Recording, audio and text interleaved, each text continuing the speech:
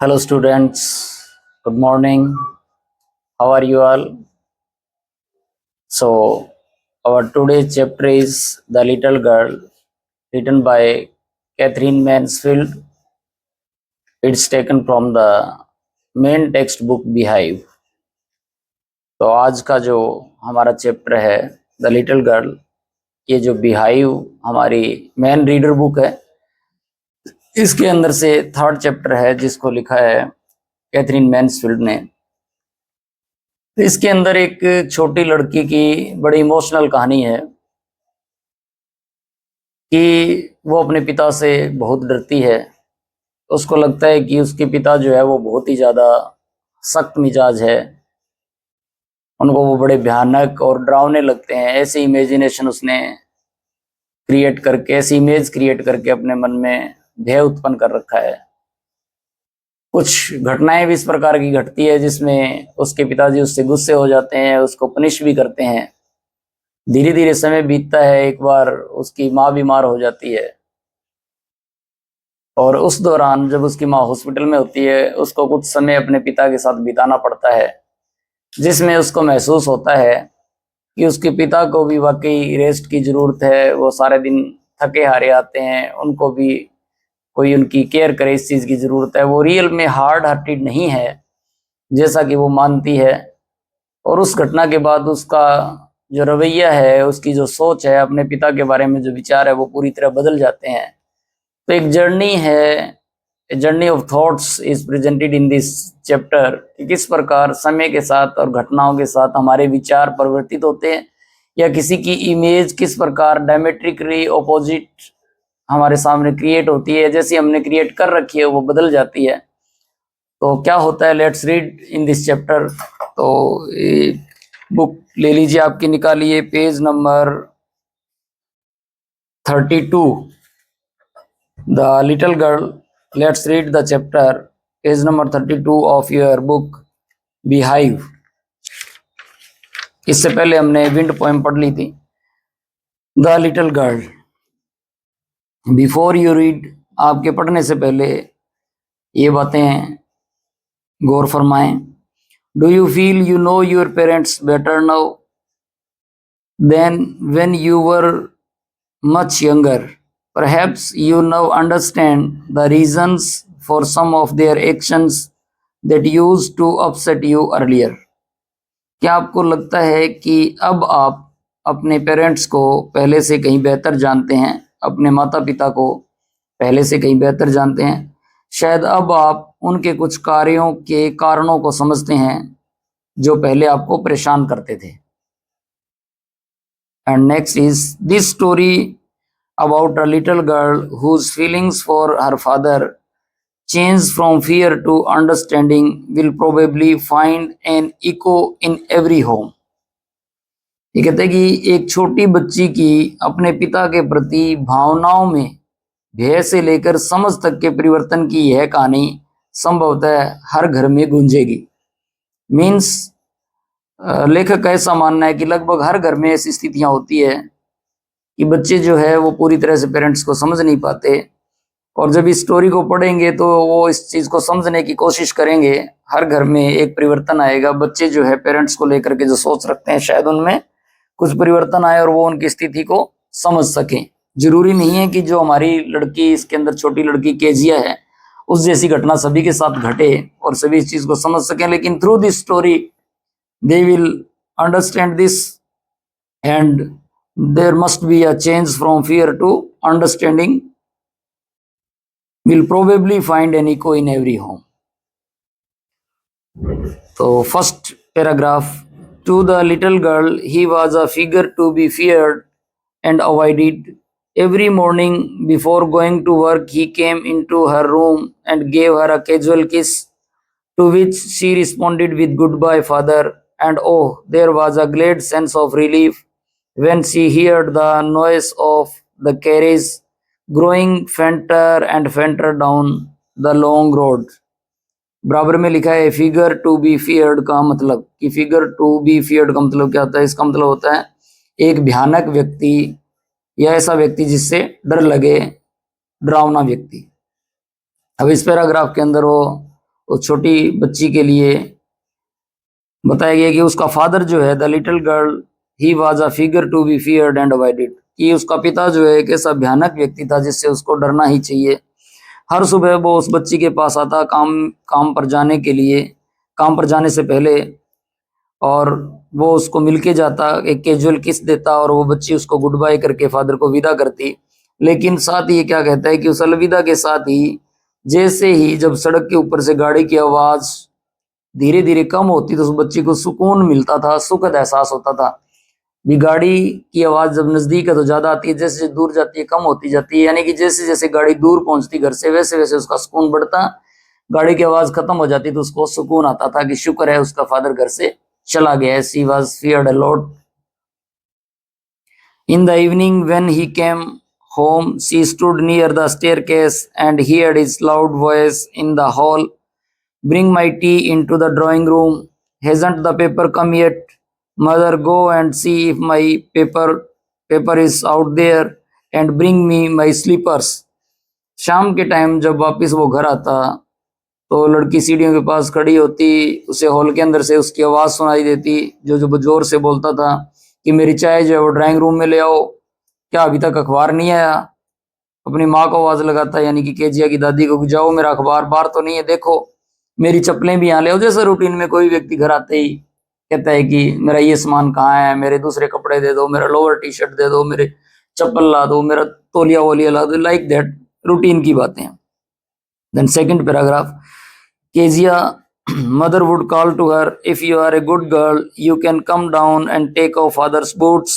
Slowly the girl would slip down the stairs, more slowly, still across the hall, and push open the drawing room door. उसकी माँ Kezia को बुलाती, लड़की, छोटी लड़की हमारी जो लिटिल गर्ल चैप्टर का नाम दिया वो केजिया ही है। उसकी माँ उसको पुकारती और कहती कि बेटा तुम अच्छी बच्ची हो, जा करके अपने फादर के जूते उतार करके और साइड में रख दो। इस प्रकार वो आवाज सुनती, फिर धीरे धीरे वो वहां जाती, सीढ़ियों से नीचे उतरती और ड्राइंग रूम का दरवाजा खोलती। By that time he had his spectacles on and looked at her over them in a way that was terrifying to the little girl. जब वो फादर के रूम में एंटर करती और वो चश्मे के ऊपर से देखते तो वो लड़की उससे भी भयभीत हो जाती थी, बुरी तरह से डर जाती थी। Well Kezia, hurry up and pull off these boots and take them outside. Have you been a good girl today? कि अच्छा कीजिए, जल्दी करो और इन बूटों को उतार कर बाहर ले जाओ और you are a good girl today, तुम अच्छी बच्ची हो आज के लिए। आई डोंट नो फादर, कि बच्ची का रिप्लाई है बड़ा स्टेमिंग करते हुए, थोड़ा अकलाते हुए कि नहीं नहीं पिताजी। अब इसके अंदर एक वर्ड यूज हुआ है boots. There is a difference between boots and shoes. तो ये तो आप जानते ही होंगे, बूट जो होते हैं लेदर वाले बड़े बूट होते हैं जो ऊपर तक पहने जाते हैं। शूज जो फॉर्मली और कैजुअली पहनते हैं आप सभी जानते हैं। Then page number 33, you don't know if you stutter like that mother will have to take you to the doctor. अब जब वो अकलाते हुए कहती है ना कि नहीं नहीं मुझे मुझे नहीं पता, तो उसका फादर कहता है कि इस तरह जिस तरह तुम अकला रही हो, जब वो कहता है ना कि आप तो अच्छी बच्ची है ना, तो वो अकलाती है कि नहीं नहीं मुझे नहीं पता, तो उसका पिता उसके फादर कहते हैं कि अगर तुम इस तरह अकलाओगी, if you stutter like that mother will have to take you to the doctor, की तुम्हारी माँ को तुम्हें डॉक्टर के पास लेकर जाना पड़ेगा।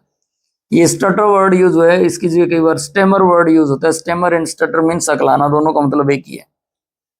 Third paragraph, she never stuttered with other people, वो दूसरे लोगों के सामने कभी नहीं अकलाती थी। Had quite given it up but only with father, वो सिर्फ अपने बाप से, जब अपने फादर से, जब पिता से बात करती तब अकलाती थी। Because then she was trying so hard to say the words properly, क्योंकि तब वो बहुत ज्यादा कोशिश करती थी कि वो एक एक शब्द जो है वो बिल्कुल साफ बोले। अब इसके बराबर में दिया हुआ है given it up. Given it up का वर्ड मीनिंग जो है that is stopped doing it, यानी कि उसने ऐसा करना बंद कर दिया है। और एक इससे पिछले पेज पे भी है slip down. Slip down meaning है the come down quietly and unwillingly, अनिच्छा से नीचे की तरफ आना, चुपचाप, दैट मीन्स स्लिप डाउन, धीरे धीरे आना। Then what's the matter? What are you looking so wretched about? Mother, I wish you taught this child not to appear on the brink of suicide. Here, Kezia, carry my teacup back to the table carefully.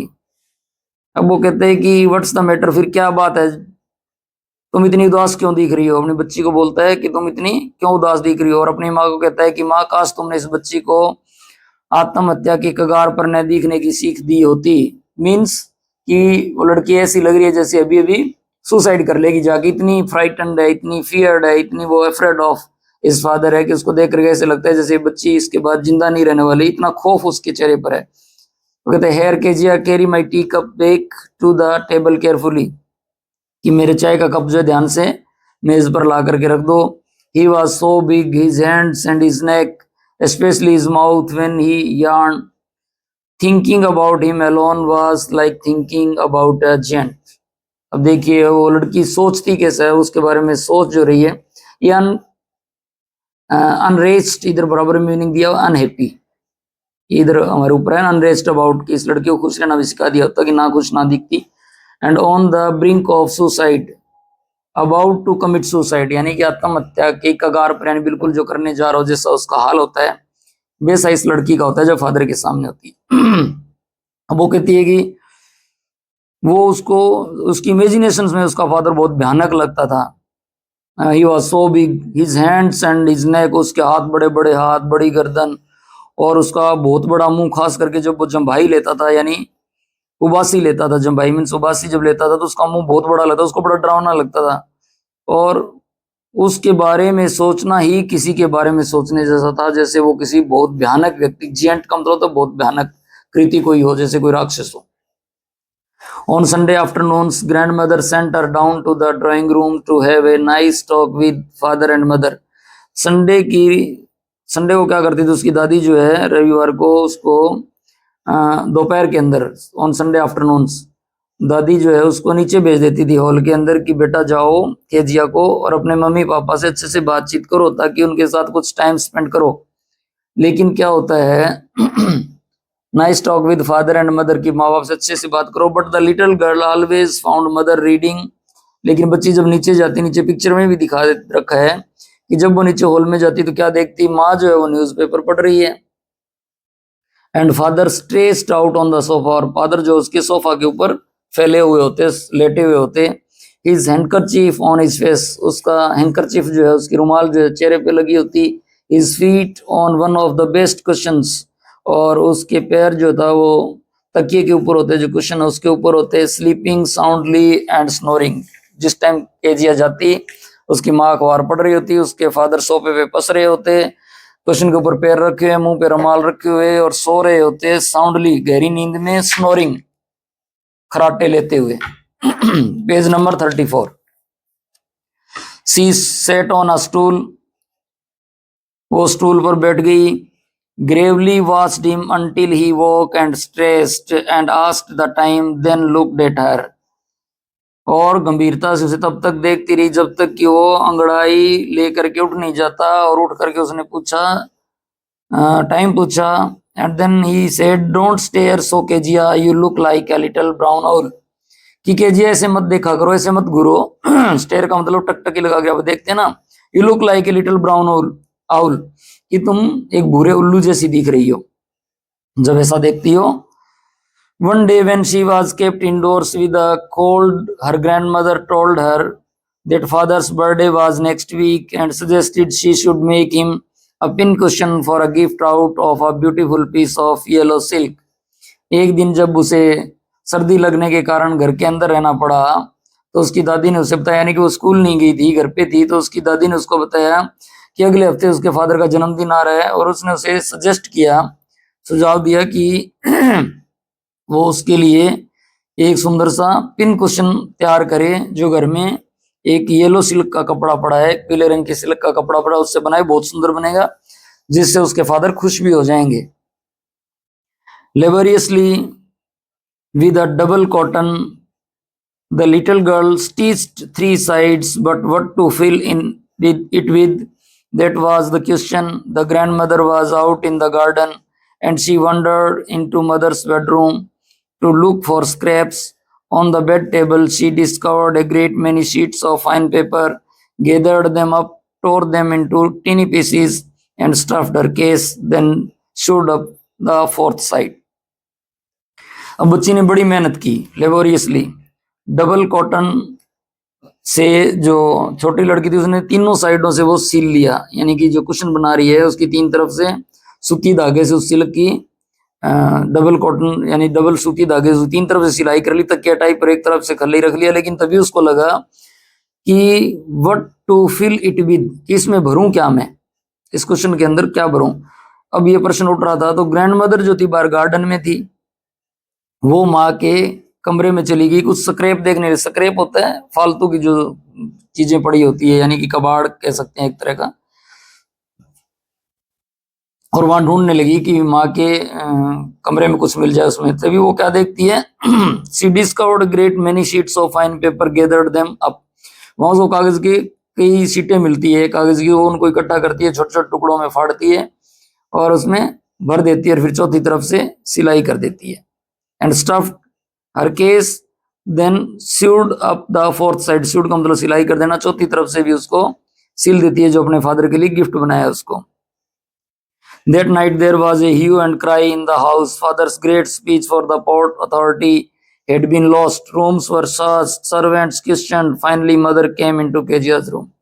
उस रात घर में बड़ी अफरा तफरी much गई, hue and cry, चीखना चिल्लाना, कि जो पिताजी की कोई स्पीच थी जो उन्होंने पोर्ट अथॉरिटी के सामने जो है देनी थी, यानी कि जो जिस डिपार्टमेंट में लगे हुए थे बंदरगाह प्राधिकरण के अंदर, उसके अंदर कोई महत्वपूर्ण स्पीच थी, कोई भाषण था, वो उसके ऊपर लिखा होता, वो पेज गुम हो गए थे। And finally mother came into Kezia's room, Kezia कमरे में आई। Kezia, I suppose you didn't see some papers on a table in your room. उसने कहा, केजिया मुझे लगता है कि तुमने कमरे में मेज पर कुछ कागज नहीं देखे। Oh yes she said, I tore them up for my surprise. वो कहती है कि मैंने तो वो पापा को जो सरप्राइज देना था फाड़ के उसमें डाल दिए। व्हाट, स्क्रीम्ड मदर, माँ चिल्लाई, क्या? Come straight down to the dining room this instant, कि अभी के भी नीचे आओ, डाइनिंग रूम जिसमें हम खाना खाते हैं, डाइनिंग रूम में उसमें आओ। And she was dragged down to where father was pacing to and fro, hands behind his back. और उसे घसीट कर वहां ले जाया गया जहां पिताजी पीछे हाथ करके इधर उधर टहल रहे थे और चीख चिल्लाहट मची पड़ी थी, जहां पर ह्यू एंड क्राई का जो सीन दिखाया गया है कि फादर साहब नीचे पीछे हाथ करके घूम रहे हैं, माँ जो है उसको घसीट करके ड्रैग्ड डाउन, नीचे घसीट करके लाई। Well, he said sharply, mother explained, उसने कहा कि अच्छा, तो माँ ने उसको समझाया। He stopped and stared at the child, वो रुका और रुक करके बच्ची की तरफ घूरने लगा। डिड यू डू दैट, तुमने ये किया? नो नो, शी विस्पर्ड, वो बच्ची घबरा करके फुसफुसाते बोली कि नहीं नहीं नहीं। Mother, go up to her room and fetch down the damn thing. See that the child's put to bed this instant. वो कहते हैं कि अभी उसके कमरे में जाओ। Mother go up to her room, father कहता है यानी कि केजे की दादी को, घुमा उसके कमरे में जाओ और उन चीजों को नीचे लेके आओ। See that child's put to bed this instant. Crying too much to explain, she lay in the shadowed room watching the evening light make a sad little pattern on the floor. बच्ची बहुत रो रही थी। Crying too much to explain, वो explain नहीं कर पा रही थी, समझा नहीं पा रही थी।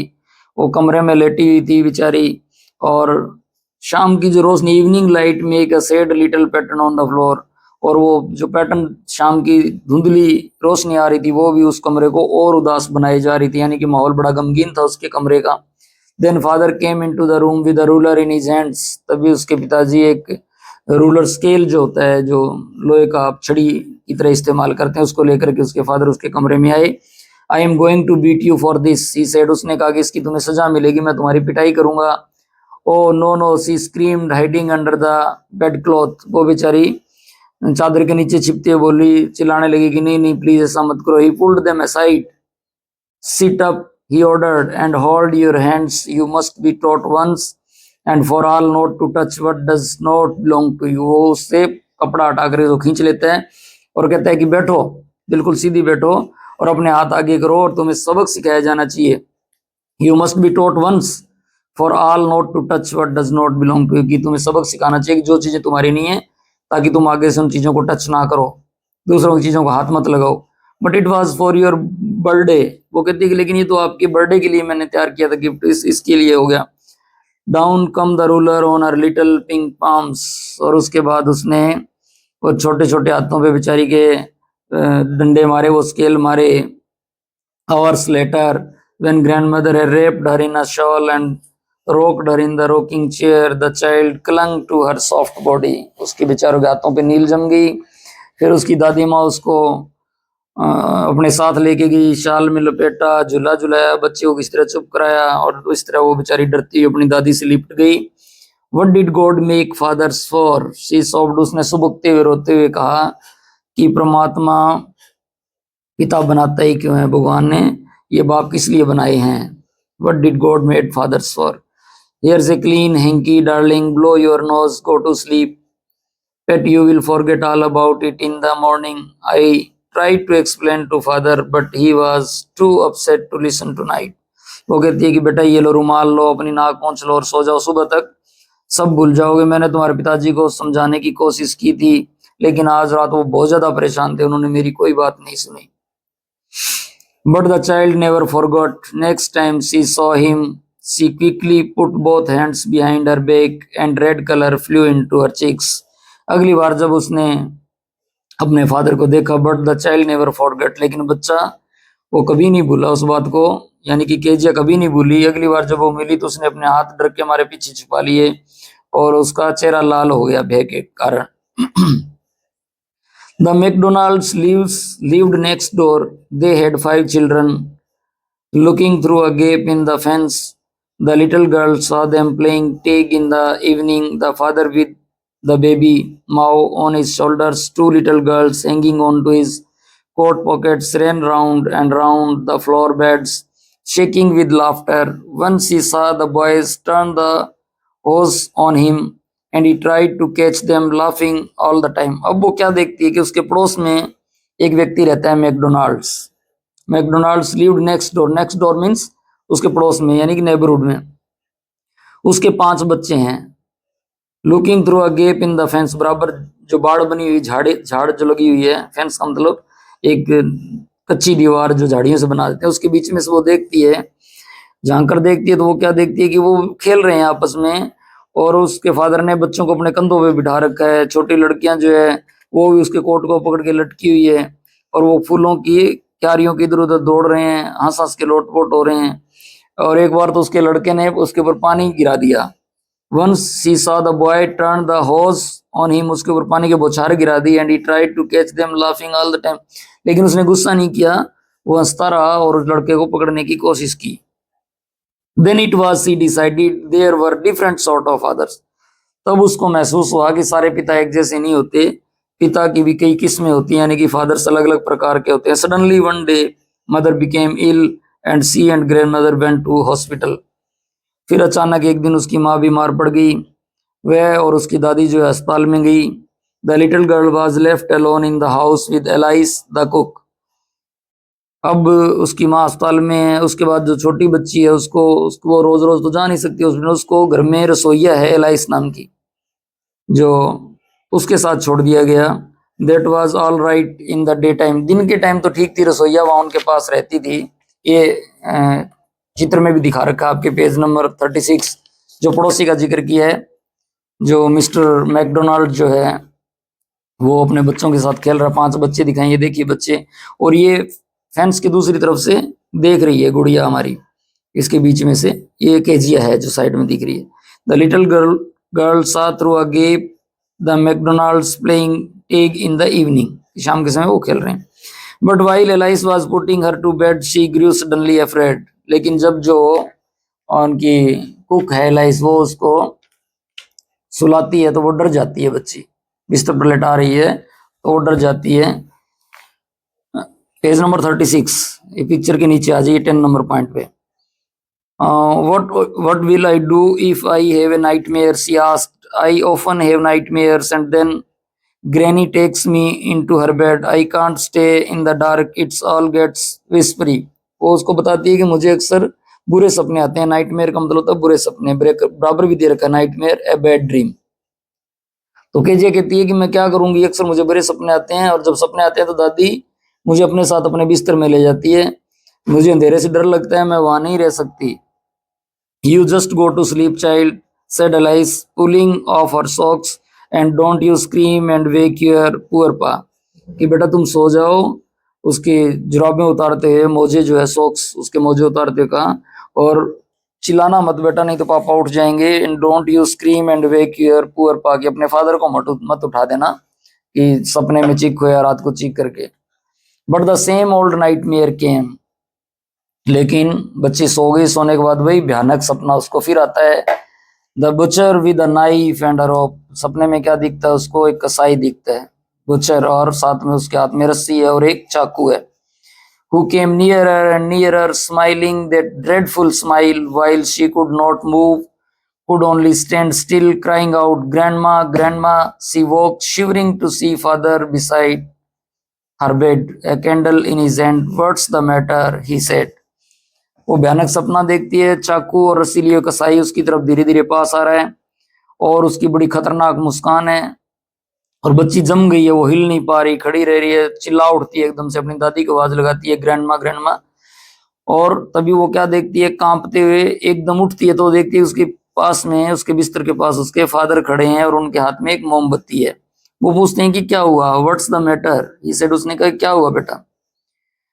ओह बच्चा, नाइफ आई वांट ग्रैनी, वो कहती है कि मुझे कसाई, चाकू, ये सब वो बड़बड़ाती है, और कहती है कि दादी कहाँ है? He blew out the candle, bent down and caught up the child in his arms, father ने क्या किया, मोमबत्ती बुझाई और बच्चे को उठाया गोद में, carrying her along the passage to his bedroom, और अपने बड़े कमरे में ले गया। A newspaper was on the bed, bed के ऊपर एक न्यूज़पेपर पड़ा था। He put away the paper, उसने वो पेपर वहां से हटाया। Then carefully tucked up the child, और उस बच्चे को ध्यान से वहां सुलाया। He lay down beside her, half asleep still, बच्ची अभी आधी नींद में थी, उसने बच्ची को वहां सुलाया। Still, with the butcher's smile all about her, it seemed. She crept close to him, snuggled her head under his arm, held tightly to his shirt. अभी भी बच्ची डर में थी, आधी नींद में थी, और उसको हो सकता है अभी वो कसाई उसको दिखाई दे रहा हो, तो वो अपने फादर के बिल्कुल पास में खिसक गई, और उसको तेज अपने हाथों से जोर से पकड़ लिया, अपनी बाहों से उसके शर्ट को, कमीज को खींच करके पकड़ लिया। Then the dark did not matter, she lay still, उसके बाद वो शांत लेटी रही। जब वो फादर के पास सो गई तो अंधेरे का अब कोई डर नहीं रहा। Here, rub your feet against my legs and get them warm, said father. Father ने कहा कि अब मेरे पैर गर्म करो, जैसे सर्दी के अंदर ठंडे पैर हो जाते हैं, हम पैर रगड़ के गर्म करते हैं। Tired out, he slept before the little girl. A funny feeling came over her. अब फादर जो था सारे दिन का काम करके आता है, वो बच्ची से पहले ही सो गए। इससे पहले कि बच्ची को नींद आती, वो बच्ची को लेकर के आया है बेड पर, उसको लेटाया, और फिर वो थकावट से चूर होकर बच्ची से पहले सो गया। बच्ची के मन में एक अजीब सी भावना उमड़ आई। A funny feeling came over her. Poor father, not so big after all. जब वो पास से आज पहली बार महसूस कर रही है कि जितना भयानक मैं समझती हूँ, जितना बड़ा मैं समझती हूँ, ऐसा तो नहीं है मेरा father. And with no one to look after him, और इनकी केयर करने वाला भी तो कोई नहीं है। He was harder than grandmother, but it was a nice hardness. वो दादी माँ तो बड़ी सॉफ्ट थी, लेकिन ये थोड़े सख्त थे, लेकिन वो सख्ती भी उसे अच्छी लगी। But it was a nice hardness, and every day he had to work and was too tired to be a Mr McDonald, कि इनको बहुत ज्यादा मेहनत करनी पड़ती है, सारे दिन में बहुत ज्यादा काम करना पड़ता है, थक जाते हैं, शायद इसीलिए इनको मैकडोनाल्ड बनने का टाइम नहीं मिलता। She had torn up all his beautiful writing. She stirred suddenly and sighed. What's the matter? asked her father. Another dream. अब उसने अपनी सारी सुंदर लिखावटें फाड़ दी, अचानक उठी और उसने आ भरी। फादर को फिर जागा, उसने पूछा क्या हुआ, फिर से कोई सपना आया क्या? Oh, said the little girl, my head is on your heart. I can hear it going. What a big heart you have got, father dear. Yo, said the little, छोटी बच्ची ने कहा कि मेरा सिर आपके दिल पर है। My head is on your heart. I can hear it going. मुझे इसकी धड़कन सुनाई दे रही है। What a big heart you have. आपका दिल कितना बड़ा है, dear father. तो इस प्रकार हमारा ये चैप्टर जो है कंप्लीट होता है, एक बच्ची का भय से लेकर के अपने फादर के करीब आने तक का सफर। And then come to page number 38। Now, thinking about the text. Given below are some emotions that Kezia felt. Match the emotions in column A with the items in column B. ए और B column बनाए गए हैं, इसमें कुछ emotions दिए गए हैं Kezia के, वो आपको मिलान करने हैं बी वाले कॉलम से। फियर और टेरर, डर या आतंक, ग्लेड सेंस ऑफ रिलीफ, रात की सुखद अनुभूति, a funny feeling perhaps of understanding, एक अजीब सी अनुभूति, शायद समझने की अनुभूति। एंड देन बी कॉलम में है father comes into a room to give her a goodbye kiss, कि पिता उसे विदाई चुंबन देने के लिए उसके कमरे में आता है। Second one is noise of the carries grows फेंटर, गाड़ी की आवाज धीमी होती जाती है। फादर कम्स होम, पिता घर आते हैं।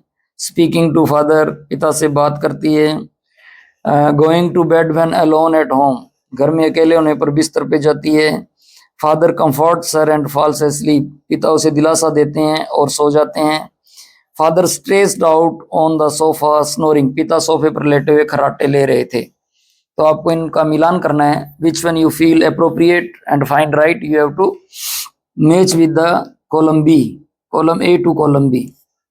Then second, answer the following questions in one और टू सेंटेंसेस। आपको ये टेक्सुअल क्वेश्चन है, इनके एक या दो वाक्यों में उत्तर देने हैं। Why was Kezia afraid of her father, Kezia अपने पिता से क्यों डरती थी। Who were the people in Kezia's family, Kezia के परिवार में कौन कौन लोग थे। What was Kezia's father's routine, Kezia के पिता की दिनचर्या क्या थी। Number one, before going to his office, आपने ये 3 कॉलम में लिखनी है कि उसके ऑफिस जाने से पहले, after coming back from his office, उसके ऑफिस से आने के बाद, एंड ऑन संडेज, और रविवार के दिन। Then fourth is, in what ways did Kejia's grandmother encourage her to get to know her father better? Kezia की दादी उसे अपने पिता को और अच्छे बेहतर तरीके से समझने के लिए किस प्रकार प्रोत्साहित करती है। Then third part, discuss these questions in class with your teacher and then write down your answers in 2 or 3 paragraph each. कि नीचे जो आपके प्रश्न दिए गए ये आपने अपने टीचर के साथ क्लास में डिस्कशन करने हैं और फिर इनको 2 या 3 पैराग्राफ में इनके उत्तर लिखने हैं। Discuss these questions in class with your teacher, teacher के साथ डिस्कशन करने के बाद आपको इनको लिखना है जी।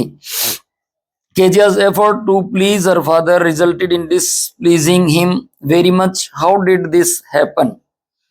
कि केजिया द्वारा अपने पिता को खुश करने के प्रस्ताव से वे बहुत नाराज हो गए, ऐसा कैसे हुआ था ना ऐसा। वो उसके लिए सरप्राइज गिफ्ट बनाती है लेकिन गलती से उसके अंदर उसके भाषण के टुकड़े करके और वो पेजेस डाल देती है। इस प्रकार मामला उल्टा हो जाता है, फादर खुश होने के बजाय ज्यादा बिगड़ जाते हैं। तो एक इस प्रकार हुआ, ये पूरी स्टोरी आपको नरेट करनी है, ये इंसिडेंट नरेट करना है, not story. Then second, Kezia decides that there are different kinds of fathers. What kind of father was Mr McDonald and how was he different from Kejia's father? ये Kezia ये निष्कर्ष निकालती है कि पिता भी कई प्रकार के होते हैं। Kezia decides that there are different kinds of fathers. और मिस्टर मैकडोनाल्ड जो तो उसके पड़ोसी, वो किस प्रकार के पिता थे और वे केजिया के पिता से किस प्रकार अलग थे। आपको डिफरेंशिएट करना है in between the Mister Macdonald, what sort of father he was and what sort of father was Kezia's father. You have to differentiate both the fathers. तो केजिया कहती है कि पिता अलग अलग प्रकार के, उनको डिफरेंशिएट करना है। Then third one is, how does Kezia begin to see her father as a human being who needs her sympathy? Kezia अपने पिता को एक ऐसे इंसान के रूप में कैसे देखने लगती है जिसे उसकी सहानुभूति की जरूरत है। यानी स्टार्टिंग में तो वो केजिया अपने फादर को बहुत हार्ड हार्टेड देखती है, बहुत बुरा लगता है, बहुत उसको जेंट समझती है, खतरनाक समझती है, लेकिन धीरे धीरे उसको ये महसूस होता है अंत में कि उसके फादर को भी उसकी सहानुभूति की जरूरत है। तो ये कैसे होता है, ये किस प्रकार हुआ, इसके पीछे रीजन क्या था, that you have to write. तो इतना कर लीजिएगा। इसके बाद थिंकिंग अबाउट लैंग्वेज, ये ग्रामर का पोर्शन है जो ग्रामेटिकल पार्ट में हम करते हैं। अभी your chapter is completed, now you have to do the question answers, very short answer type question, then short answer type question and then summary that you will find in the post section of our YouTube channel. So I think enough for the day. God bless you. Thank you.